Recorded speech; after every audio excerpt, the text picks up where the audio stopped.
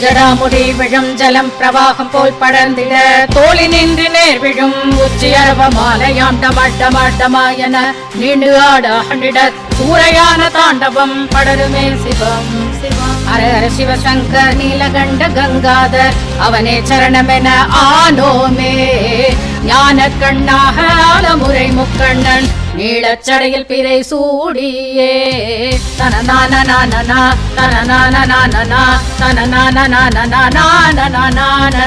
தனநானநானனா தனநானநானனா தனநானநானனா